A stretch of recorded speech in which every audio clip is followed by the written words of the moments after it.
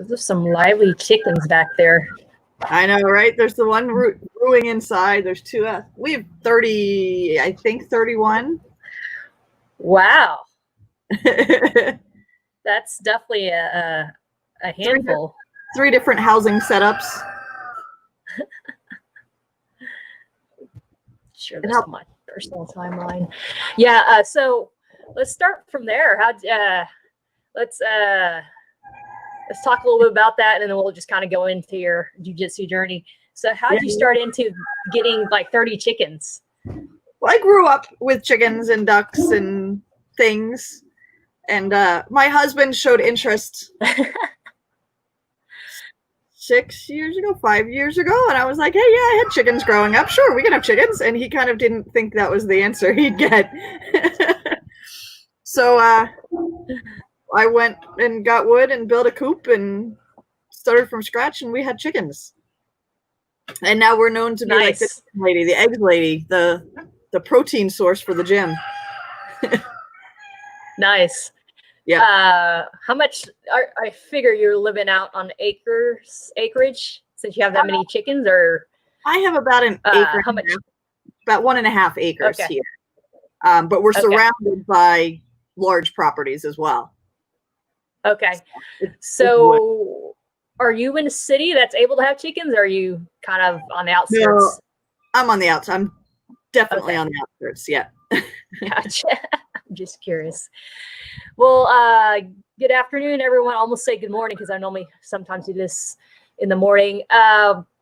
Today we have BJJ Black Belt, Fight to Win vet, multiple-time Pan American champion in both gi and no-gi, and master world champion. You're also a business owner, wife, and mother. So I did a little homework right before I got you. You've done your research.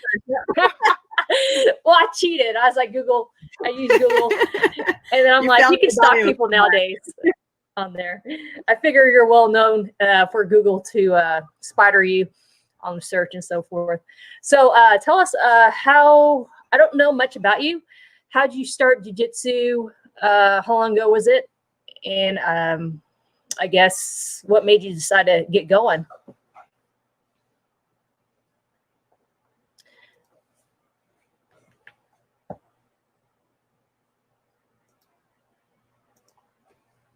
You sorry. Oh, sorry. Yeah,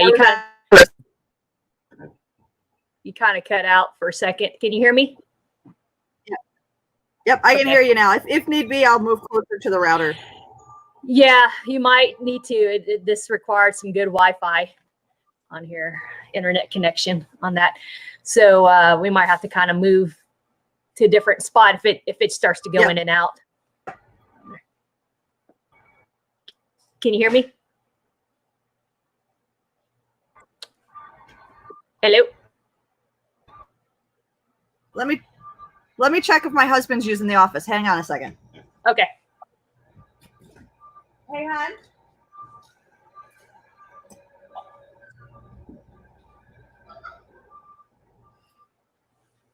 Sorry, everyone. This is trying to figure out the internet connection, and this live stream has to make sure we have dedicated internet connection for this particular live stream. Hopefully you all are doing great. Get some tea.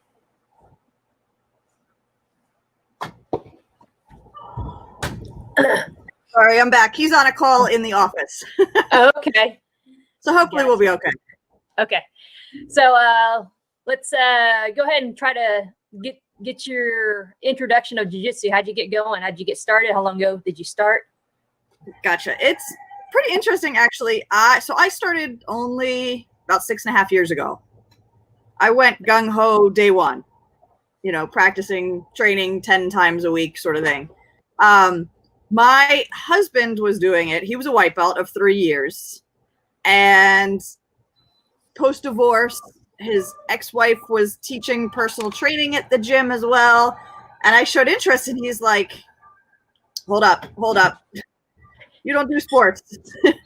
My wife is there, or my ex-wife is there. My kids train there. I don't think we were together 2 months, 3 months maybe.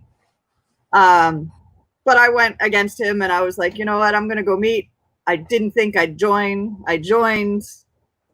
About a month or two in, he's like, wow, you were meant for this. He got his blue belt 2 months after I started. Gotcha. And since I've caught up and now surpassed him, which is kind of funny. But we went right into he was already competing, so I got right into competition right away, doing IBJJFs, traveling all over the U.S. Unfortunately, not outside of the U.S. yet, but. So what made you grab jiu-jitsu like real quick? What was it that made you learn it? I think I have ADD or ADHD or one of the above. I don't remember things. I can't focus, but I think the muscle memory clicked.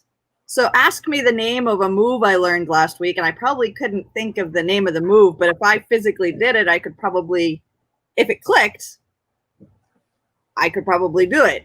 However, I have a very small, I was just talking to my girls actually the other day. I have a very small regimen of what I do really well. So teaching, I almost feel like I run out of curriculum to teach because I do minimal things pretty darn well, rather than a million things kind of so-so. Yeah. I always feel like when I'm teaching, I'm repeating. I'm like, I just taught this a couple months ago, and they're like, no, it's okay. There's so many variations within that one focus or skill set. Kind of like what Bruce Lee was saying, like a person that is able to learn one punch like 10,000 times. Yep. Is, that's pretty much, is one of the deadly ways to be able to threaten people. Exactly. Really get with that one weapon, So which is how I got my nickname quite early on in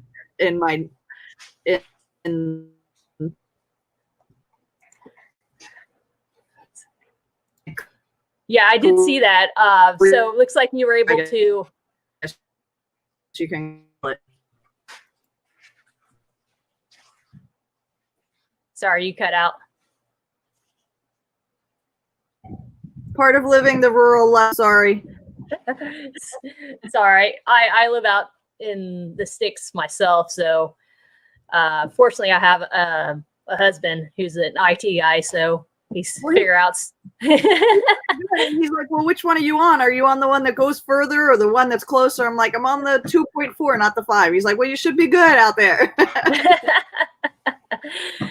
Gotcha. But I don't have service at the house. We have to do calls off Wi-Fi, so we're in the middle of nowhere. Gotcha. So, like you said, it took you like 6.5 years to get your black belt. Were you like essentially training every day? Pretty much. And living rurally, again, I have to occasionally drive an hour or two to get a good training session in. So, I do go into the city, Philadelphia, an hour and a half, sometimes to find training, to find people of my stature, my size, of quality training partners. So I have been known to drive 2 hours for a 2-hour session 4 days a week. Oh, wow. As well as training back here at home. That's dedication right there. Yeah. Did you play sports before jiu-jitsu? No, I was a band nerd. Really? Marching bands nerd. Yeah, music, theater. That's awesome. Well, you're definitely a jiu-jitsu nerd right now. Exactly. Although I miss it with, I haven't been training essentially since December when I had hip surgery. Gotcha. So quarantine. I'm 6 months out. talk about that. What kind of surgery was it? So I had labral repair. Okay. So cushion between the hip and the joint. And then I had a bone spur that was grinding away at that labrum. Yeah. The pain started post-car accident last March. Wow. Whether it was, you were in a car accident. Wow. Yeah. So whether it was pre-injured messed up with jujitsu, and then the car accident just finished it off, is kind of what the ortho's thinking. But I competed all last year with it until I finally was like, it's too much pain. I can't perform the way I want to perform. So decided to go ahead and get surgery in December. Gotcha. As far as any your 6 months out, how's that been going? Your recovery process? Not bad. A lot of mobility is lost. Obviously, everything's still in my head, but it's frustrating when I do try to even demonstrate something with one of the girls, and I'm like, well, you're supposed to step your leg over here, but I'm going to kind of take my time to do it. But I mean, I was teaching 2 weeks out on crutches. Yeah. I would kind of mold the girls. I'd have, a more advanced girl be like, okay, this is what you need to do. Put your arm here, do this. So I did get right back into teaching. I couldn't miss it. Yeah. Whatever works for you. It's actually good therapy too. Just being able to get on the mats. One of the things going through any type of injury or surgery, it makes you have to evolve your game, rethink your game a little bit and how you're teaching it. So yeah, it definitely is going to eventually make you better once you get stronger again. That's the plan. 100%. Yeah, you'll get there. It's scary going back now as a black belt though, because I got my black belt right before the surgery. So I didn't really do much jujitsu, no competing at black belt. So now I'm like, I've been out a year, or will be almost a year, and go back and suddenly, have a different level. I got to up my game. Cool. Let's go in, since we're kind of outside and you got two of your favorite chickens. Let's talk about your animal. Is it chickens that you have out there, or what's your favorite animals? Okay, cool. What's my favorite animal? I don't know. I'd have to say probably dog. Okay. Dog. But Maggie, you want to come here? And big dogs. Let's see if I can. Here. Maggie, over here. Look. Can't find her. She's sometimes moving. Dogs, it's all good. But I have a love for big, giant dogs that are bigger than me, ideally. None of those little frou-frou things. They make good grapplers. They make good grapplers. They do. They do when they want to be. Cutting their nails sometimes is like a grappling match. Gotcha. So how'd you get into the dog business? I worked for a dog sitter in the past. And then when I found myself out of a job, I kind of was doing it on the side and said, why do this on the side? I know how the business is run. Let's do it for real. Let's get my license. Let's get insurance. Let's go full force and start a business. A year later, I was hiring. And so now right now I have 2 employees for that business.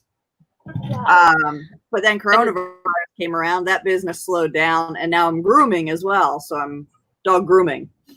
Yeah. So you're learning how to evolve in different skill sets on there. Exactly. That's awesome. Good for you on that. So let's talk about some of your, what are some of your most memorable matches? If you can think of. I would say a competition, not necessarily a particular match, although I do remember my first match in that competition. I got my blue belt sooner than I anticipated. I was about 14 months in. I competed a lot as a white belt. Never got a gold at IBJJF, but like the local tournaments I would. And, so I wasn't expecting to get promoted. Registered for a tournament in January in Atlanta. So, a flight a long way away, IBJJF. And I got my blue belt a month before it, expecting to do it as a white belt and potentially get my first gold as a white belt. And I was like, fuck, some of these girls potentially have been training for 5-6 years. At blue belt, 2-3 years at white belt, 2-3 years at blue belt. I'm like a year in, I'm 14 months in, and now I got to fight these blue belts. What the heck? And of course I researched my first opponent, and she's a judo black belt. And I'm like, wow, I've never pulled guard on somebody, but I think I need to learn how to pull guard on somebody. And I remember that match, but I remember going into it like, you know what? Nobody has expectations for me. The previous year, everybody, oh, you're doing well. You're going to do awesome, yada, yada, yada. This was the first one. I'm like, you know what? I'm just going to go out there and do my best. This chick's a judo black belt. I just got my blue belt. I'm probably going to suck out there. It was the first match that I was like just relaxed. I wasn't hyper focused. I was like, you know what? I'm just going to do my thing.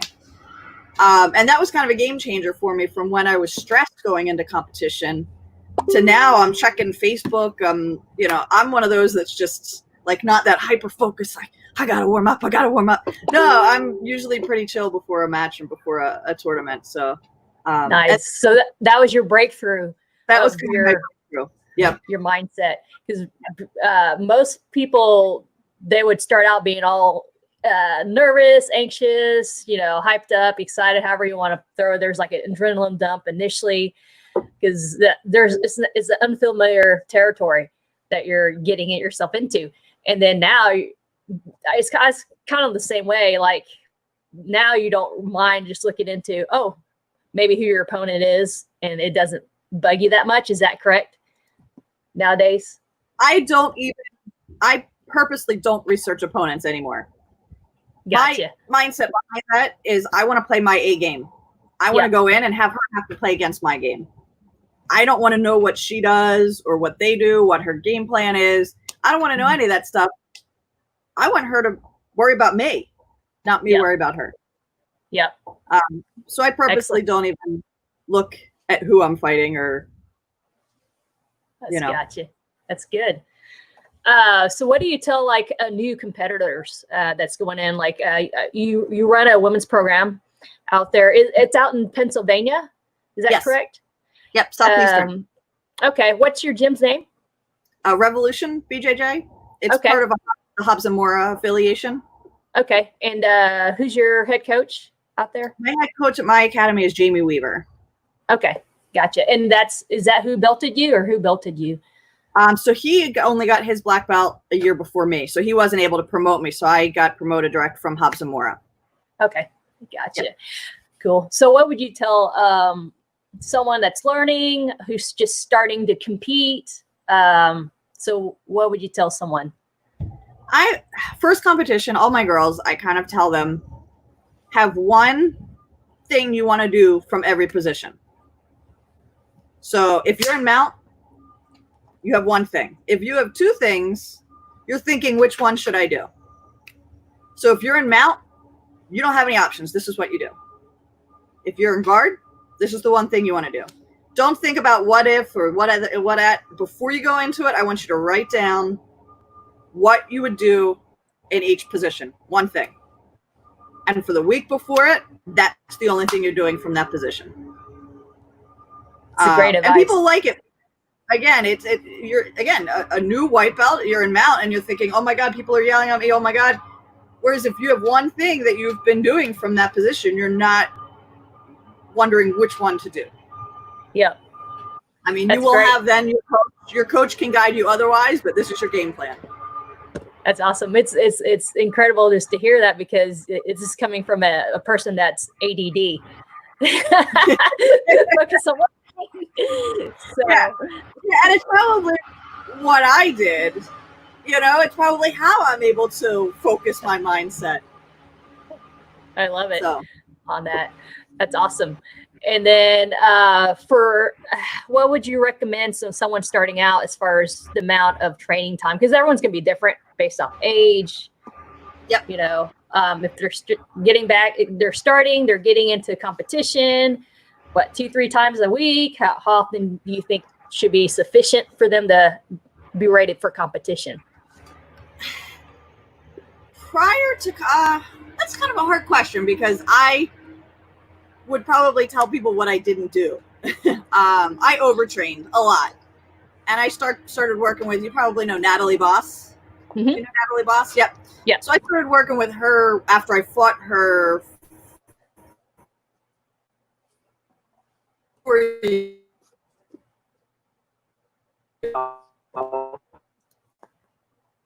Sorry, you cut in and out. But she. Oh, we're back. Okay. Okay. So she was always like, go ahead. Girl, you need a rest day. You need to rest. You're overtraining. You're overtraining. You're overtraining. And in my mindset, the only way I'm going to get better is,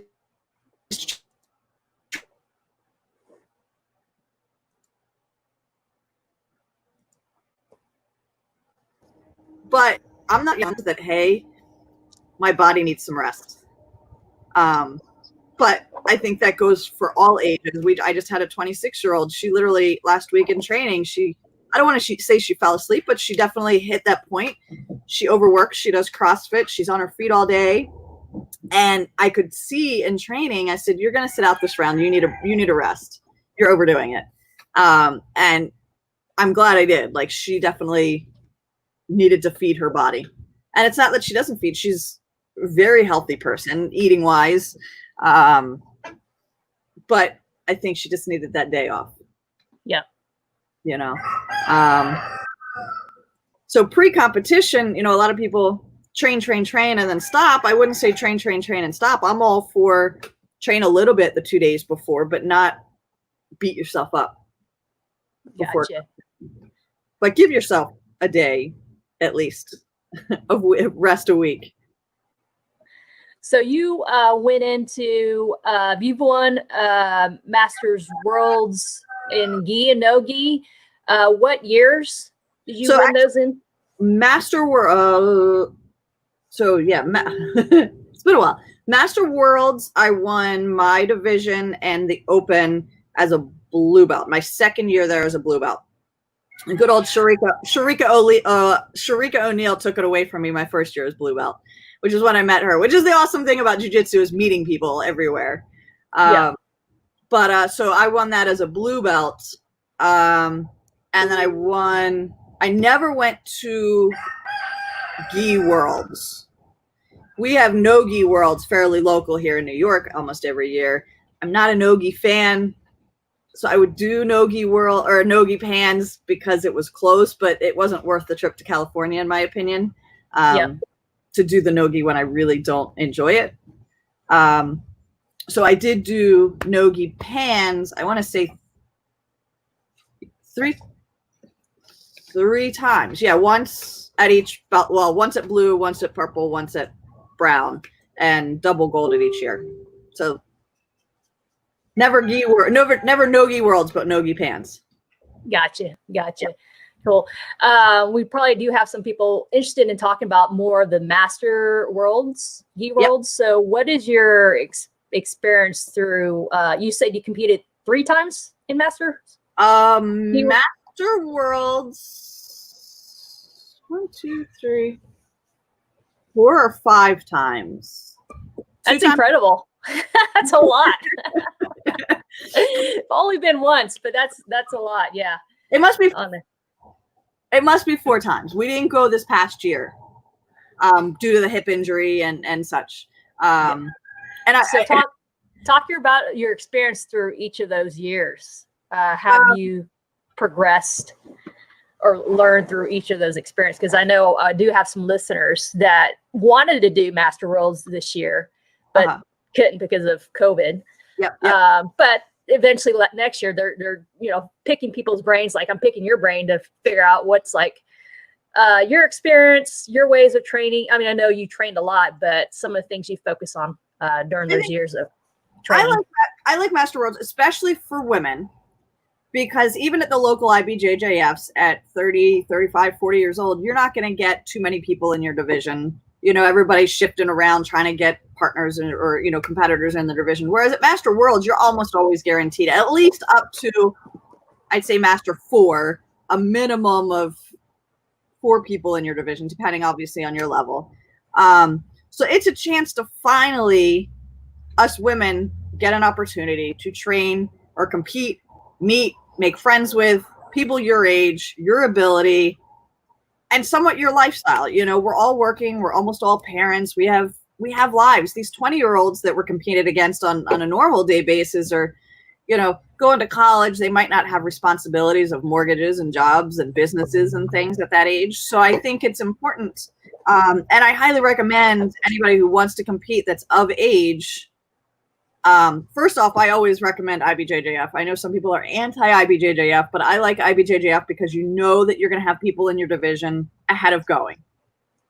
But especially Master Worlds. If you have the opportunity, I hate Vegas. I hate that they do it in Vegas every year.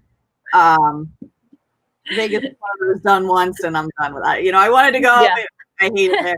In the heat of the summer, it's just miserable temperature-wise, but the chance to just be around almost everybody there is just kind and generous and just wants to make friends and, again, living somewhat the same lifestyle. So Master Worlds is an amazing thing. It really is.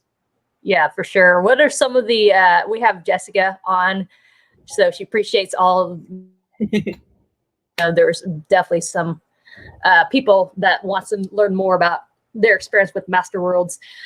So tell us some of your memorable matches. Actually, let's talk about, there was a match. I'm going to pull this up. I'm going to see if I can pull this up. And as I'm pulling up, talk about maybe some of your memorable matches within Master Worlds, if you can try to remember as I'm doing this. I have a bad memory. I mean, obviously, most memorable was being promoted on the podium at Master Worlds when I double golded. Trying to see who that is there. I'm going to pull this up. And I pulled this up because I don't know when this was taken. I think, yeah, this was like your brown belt. This was like 2018, I think, or not. Yep. It's got to be 18. Yep. Yeah. So I got and you're going against someone named, it's a semifinal, someone named Lynn. Yep. I've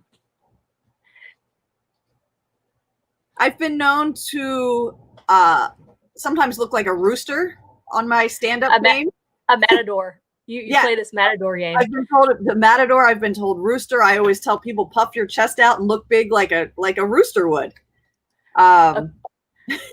Okay, so I've noticed. I've been watching a few of your films. I've noticed when you get your grips, you get like the same side collar grip, and then you get the tricep right above the elbow grip. Because you do this sacrifice throw. It's either a pull guard or a sacrifice throw, depending on if they're balanced. Sacrifice. Yep. On there. And so I've seen you done it. Hopefully I can pull up the other video. I've seen you done this throw at a fight to win, and it was successful. But you did it with her. I don't know if any of you ladies know what a sacrifice throw. Can you explain what a sacrifice throw is? So essentially you're sacrificing your body to the ground that potentially, you know, if you don't do it right, you're sacrificing potentially a position you can land and guard, or if, you know, they anticipate it, they could potentially jump over your leg and end up in mount. So you're sacrificing, it's not really a throw. So it's almost more like a sweep. You're pulling a guard right into a sweep position, but throwing yourself on the ground in the meantime. And I actually taught this in my women's class the Tuesday before the lockdown, the quarantine. And the girls to this day are like, we need to go back and review that. The one girl was able to implement it at the end of class on every round she did at the end of class, even though we learned it in that class. Yeah. 3 rounds we had, she got it. And I was just going, yes, that's right. I love it. I love it. You might have to maybe eventually do like a video on your page or YouTube, because I know ladies on here that's interested in learning your little bit of technique of sacrifice throw. I actually chatted about it in the women's, I don't remember if it was the Master Women's or the Women's Grappling Network. Somebody asked something about it and I didn't have a video of it. And I said, it's quarantine. I can't really, my husband's 220 pounds and it just wouldn't look right if I was doing it in my living room. You kind of throw them across the room too. So I'd probably throw them into the TV. So yes, it's hard to do slowly and kind of explain slowly. Yeah, gotcha. I'll eventually pull up another video, but let's go. But one of the things that I see is you're taking away her post, which is her arm, the way you're grabbing it. Correct. And as you go, she ends up recovering. Like you sit, see how you kind of pull, and then you're sitting back on your butt, and then she ends up recovering. One of the things that I notice you tend to do every now and then is you do a butterfly hook sweep underneath their legs. the one leg is the butterfly that I do on the sacrifice. So I try to trap their post leg, which is the side that I'm posting the arm. So I try to trap that with more of a trip. Gotcha. And the following leg, I try to hook the inside of the knee. Gotcha. Doesn't always work that way. But at least you're in guard. I mean, you have two options. They're either going to fall over or you're going to pull in the guard. Well, the neat thing about this entry also is I've also been known for I call it modified flying armbar. And this is exactly the same entry to that, just with the placement of my foot. So they don't know whether I'm just going to grab that arm that I've trapped or if I'm going to throw them on their bum. So talk about what are some of the things you're looking for during this moment? Here, I've been, especially at brown belt, I was really working on, I've liked to do X guard or single leg X and some sweeps from there. So potentially that's, So I'm looking for like I'm going for almost a deep De La Hiva at this point, I think. Yeah. Let me fast forward. You actually end up doing your single leg sweep as she was starting to fall over. It was like a good timing. So you're trying to do X right here. Then you went into, I'm going to pause it, see if I can pause it. You start to go into single leg X right here. And then the way you're turning her knee out down to the mat. If you ladies are watching, because I do single leg X a lot. And it's Stephanie Madden, if you're watching, we actually did this in class one of these days, is doing the single leg X sweep. But you're coming up and you come up into a passing position. Correct. A knee cut pass. Nice. Beautiful. And a lot of my stuff isn't like a clear cut, as you said, single leg X sweep. It's almost, I can trap this arm here. I can trap this leg here. If I can get her body weight that direction, she's going to go, even though it's not a clear cut. So I go more by concepts when I'm teaching that in order to do a sweep, you obviously need to trap that arm and a leg. And if I see that, again, I might not have a clear cut sweep of a quote unquote name sweep. Again, I'm not good with names. But I see that they're completely trapped. If I can get their weight shifted, then they're going to go. This is my favorite thing here. I love exactly. Yeah, I did a nasty knee cut with my shoulder in there and their face. I see that. You're almost working before that. You're almost working like a cross collar grip, like you probably wasn't intentionally doing it, but when she was trying to, there was a cross collar choke position there, but you're also trying to knee cut at the same time, depending on what she gives you. Is that what you're? Well, when I do that knee cut, I don't do, a lot of times I won't do a traditional underhook. I will a lot of times grab their same side collar and stick my elbow up under their armpit. And I feel it traps their whole shoulder and side rather than just going under their arm. I kind of do a trap it to the ground with using that collar grip, and my elbow is the underhook. Gotcha.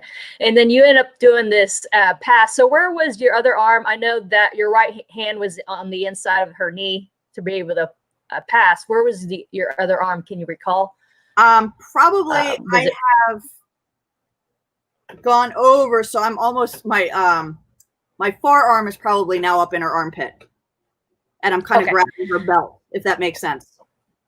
Yep. Thank you for verifying that, because that's actually, and so you're starting to pass, and you wait for her to open the legs, looks like, and then as soon as her legs open, you're able to swipe that leg through. Yep.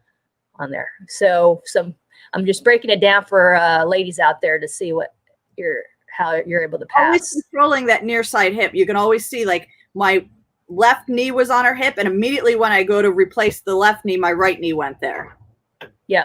And then from there, you went to look into, let me rewind this a bit. So while my weight is still way up on her shoulders, again, my right arm is jacked up under her right arm. Gotcha. So my weight's on her face. She can't see what I'm doing. So I immediately, one knee replaces, the other knee replaces, and then I slide that across the mount while before she even has the opportunity to realize what I'm doing there. Gotcha. And then you're ready. As soon as she tries to recovers and shrimp into you, you're looking like you go into the mount position. She turns into you, and that's when you lift that leg up. Yep. That mount. Beautiful. Fundamentals right there. Yep. Passed them out. Yep. Passed them out. And then one of the things I've been studying some of what you like to do from the back is you go for not only a bar arm, but like a Kimura grip arm. Yes. Yep. From the back. Kimura series from back and from turtle. It's absolutely amazing. And that is something that from the back, ever since I made a mistake in not Kimura trapping the back, and that's how I broke my finger in my last one, because I didn't transition from the Kimura. And as soon as she pulled out, my ring finger got trapped, and it like fractured that way. And so that's something I'm learning to make sure to do if I was going to, because I was trying to transition from the arm bar from the back, but I didn't have the Kimura grip position on there. So as much as basics are important, I almost, as a basic move, teach the arm bar from a Kimura grip. I don't know why you would just loop it and they have that opportunity to slip that arm out. Once you get that Kimura, that there's no slippage there. I remember that this match was fun. Now I know which match this was. So you end up, you're fishing for that bow and arrow. It looks like. Yep. Nice. And you were able to trap her other hand. Correct. Nice. It's beautiful. Textbook right there. So that goes along with that Kimura series, is if they're defending, they can only either defend their arm or their collar. And so she was defending her arm, knowing that I do arms. And I was like, well, that leaves that collar open. And that's what's beautiful about that whole Kimura back series, is you're either going to get caught by the neck or the arm. Gotcha. So how'd you do on that World Masters? That one I got. So only 2 girls. 4 girls. So a total of 4 in my division. I lost to the first girl. She was not to like throw it out there, but Gracie Baja. The refs were Gracie Baja. There were some controversial calls at the end of that that made me lose by 2 points. My first match, I obviously beat her for the silver, and then I fought the original girl in the open division, and can I say I took my revenge out on her a little bit? And definitely I was up 12 or 15-0 and got her with an armbar in the end. But then finally got a silver in the open as well. So it was kind of a, one of those. Nice. I'm wondering, so what years did you? What's that? Oh, I was saying, what years did you end up winning the Masters Worlds? So first time I went, that was the year I went with Sharika, or not with Sharika, competed against Sharika. I got double silver as blue belt. Then next year I got double gold as blue belt. Okay. And then the next year I got double nice bronze as purple belt, and then double silver as brown belt. It's always double. I don't know why. Gotcha. So 8 times. Gotcha. Cool. Yeah. All right. So I'm going to pull up this this one, because this is where you're able to do the sacrifice throw. So I'm going to pull this up, and then I'm going to try to pause, but you're starting to get your grips here. Yep. And I get a really, really high the collar grip. Yep. I almost punched them in their collarbone. Vicious. Yep. Working on your grips.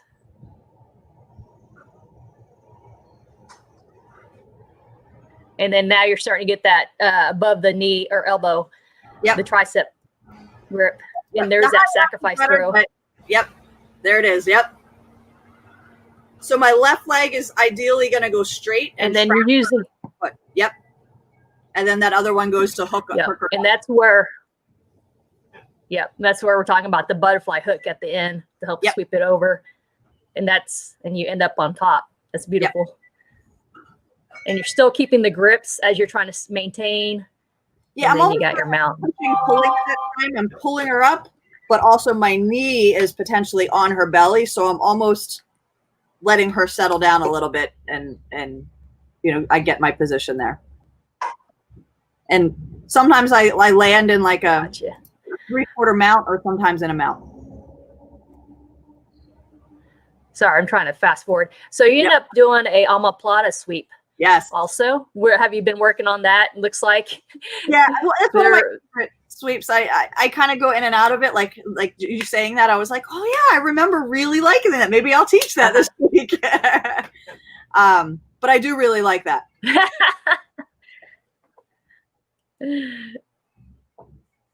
So talk about your setup on this. What are you looking for on this omoplata sweep? What are your grips?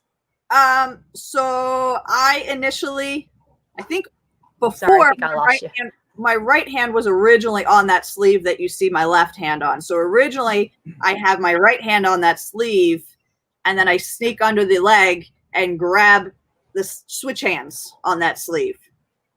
And then I literally do a sit up. Like I sit up and just grab her collar. And then you see how my hips are way up. Important for this sweep is to keep your hips way up in the air. You can't let your hips drop to the ground or you have nothing. So same concept. Now I've trapped her left arm or her right arm, and I've trapped her left leg. And once I open that up, she can't see how that whole side is trapped. She just can't stop it over there.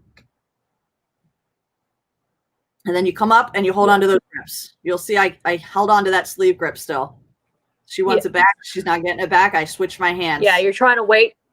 Yep. That's awesome. Yep, you're waiting for hold on to grip so you can find your settle position. Yep. And I think I stepped back to mount it this time. Once I cleared that leg. Yep. Yep. Yep. And let it settle. Nice. Yep. Cool. This is a fun match. Yeah, I can tell. And then this is where you're starting to work towards. So one of the things, how do you start to transition to getting people's back? What are some of the things you're trying to do while you're a mount? Some of the principles you're teaching your girls. Yep. Yep.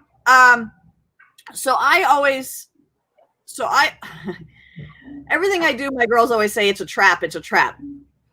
So just back to the basics here in mount. A lot of times I'll try to guide them as if I'm going to do that Americana on the side, let them defend it. I actually give them space to defend it, to bring that arm across to defend it. And well, they now just brought that arm across, and that's where I'm going to trap that Kimura on that arm that they just brought across.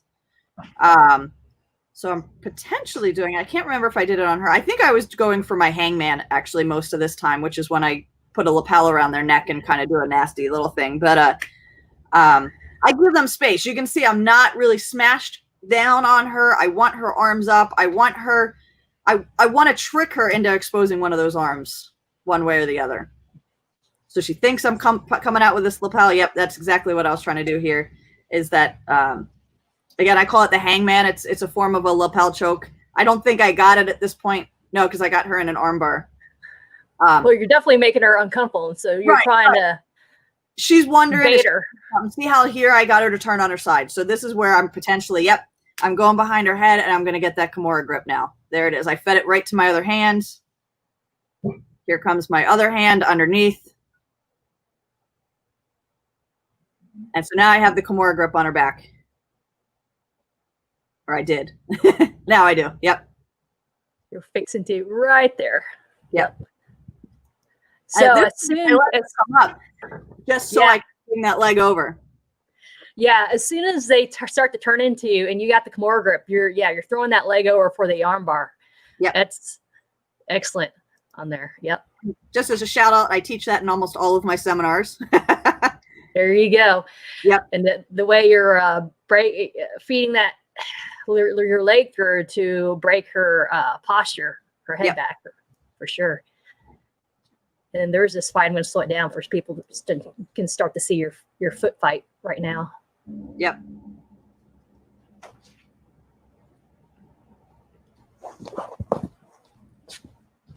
So here's talk about what you're doing on this technique. I paused it so you can. Yep. So this is some of this through.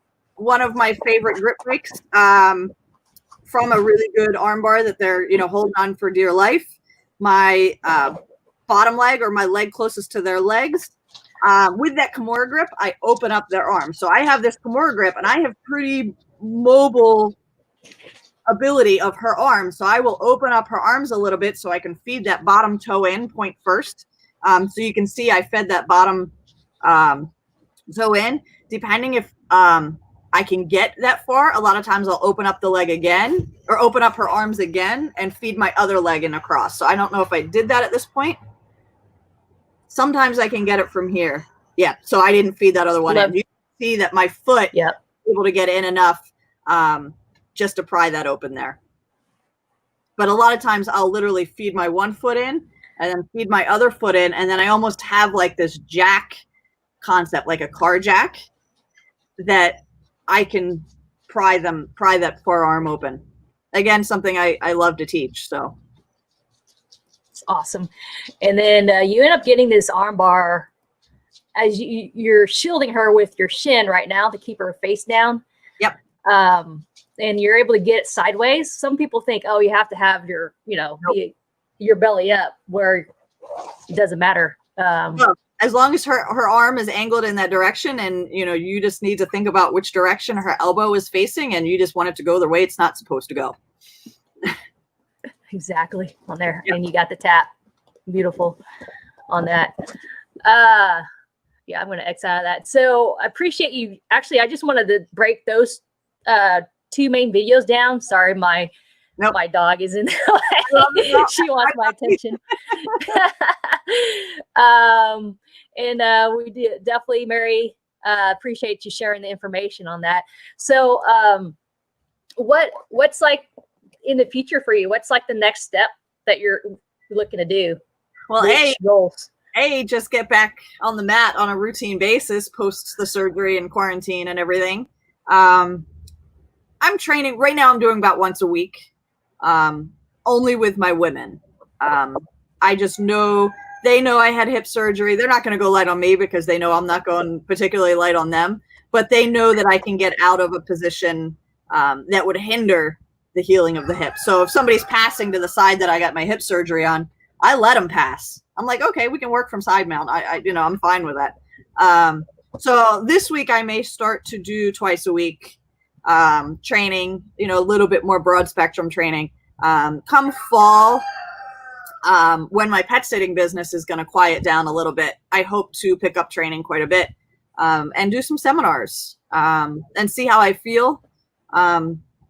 I'm not going to actively pursue competitions, definitely not in 2020, not because of the quarantine, just because of healing process and out of training. But I wouldn't be opposed to doing a super fight here or there come early next year. Tap Cancer Out is a great organization, and they've started to do their super fight kind of things. And I'm sure John would be open to that. So that would be something I would look into. Awesome. Yeah, but more cool. So definitely hit Abby up if you guys are looking for seminars in the future, for sure, especially if you're looking for someone. Kimura trap from the back, arm bars, definitely her specialty in those manners. Sacrifice throw. So you have a husband. I did not realize your mother. So are you, how many kids do you have? So I personally have one. He's 19 years old. So I had him when I was 21, with a former significant other at the time. And then I met my husband in 2013, and he has 3 boys that were at the time ranging 5 to 11, I think. They're now 12 to 15, 11 to 15. So together we have four boys, not planning on having any together. We're beyond that. Jiu-jitsu wise, awesome. I'm aging. If I would have taken a year or 2 off for jiu-jitsu, or, to have a child, I had some goals. I wanted to get my black belt, and I was afraid that would, hinder, A, time wise, B, what would I, recovery wise, would I be able to come back at? So. Gotcha. Cool. What is like a positive message, mantra, or quote that you'll like to leave for others today? I mean, I wrote a little blog. I'm not a blog writer, but I did write a little blog a few years back on the way back from a competition that I think everybody should. The blog goes that initially I think everybody should compete once. And I kind of went back on that. I said, no, everybody needs to compete at least twice. So those that don't want to compete, fine, just do 2. I want you to do 1 competition. You'll probably be scared, crapless, be miserable, don't know what you want to do, but you get it off under your belt. You did it. You did well. You didn't do well. I don't care. Go back and do it 1 more time. That you're not absolutely petrified. You know, you have one under your belt. You kind of know what to expect. And if you don't like it after the 2nd time, so be it. You tried it. Don't do it again.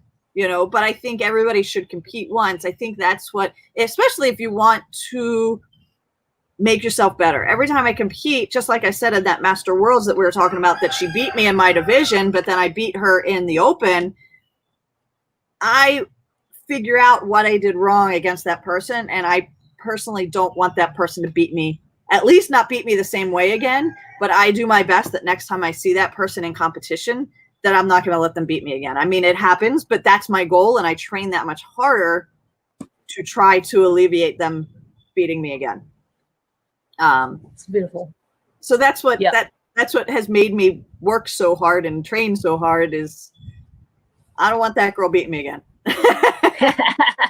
Love it. Definitely love your vibe, your message. What's your age? How young are you? I'm 40. Okay, cool. Yeah, you got 40 more years ahead of you. You're doing great. I'm replacement in a couple of years. Gotcha. On there, Jessica Shelton on here. Appreciate you tuning in and letting us know, giving us some feedback, some comments for sure. So we're going to kind of close out on that. Oh, appreciate you, Abby, coming on, because I know when I first messaged you, you say, oh, I don't know if I'm going to be a talker, but I'll see what I can do. But I think if anything, good. anything that we talk about jiu-jitsu, I know you're going to talk about it. So appreciate it. Thank you for your knowledge, your experience, everything you shared for us, the breakdown of those matches, because I know we've just talking to different people, we're able to learn from each other. So appreciate it. Absolutely. So I think we're going to conclude on that, and hopefully everyone have a great day. Thank you, everybody. And bye everyone. And we'll also stay, if they want to connect with you, I posted your Facebook page on the description. Perfect. So find you on that. Yep. Yeah. Or Instagram or everywhere else. Okay. Gotcha. Or maybe connect with her, as long as you're not a creep on Facebook. You know what pics. Gotcha. Because eventually you'll see a bunch of dogs. People, not others. You got some weird looking chickens, I can tell you that. Yeah. I don't know. All right. Hold on. Let me bring a weird one. Oh, yeah. Do you want me to bring a weird one in real quick? Yeah. All right. She's going to bring in a weird looking chicken. Because I see her posts about it, and I'm like, I've never seen a chicken like that before. And my chicken aren't that fancy or pretty on that. So let's see what you got here. Whoa! What kind of chicken is that? She's a Polish. We call her Bob Ross. Okay. Is that Bob Ross? That's funny. Is she productive? Does she produce eggs, or is she a freeloader? She's a freeloader. Oh my gosh. Usually, the prettier they are, the more freeloader they are. So, gotcha. Oh, that's awesome. Well, thank you for sharing your country life in jiu-jitsu with us. Thank you so much. What was it, Bob? Bob Ross, like the painter. Bob Ross. Okay, gotcha. Love it. He's got fro hair. And there's Maggie right there. Yeah. All right. Well, thank you all. You all have a good, blessed day. Thank you so much. Thank you, Abby. Bye.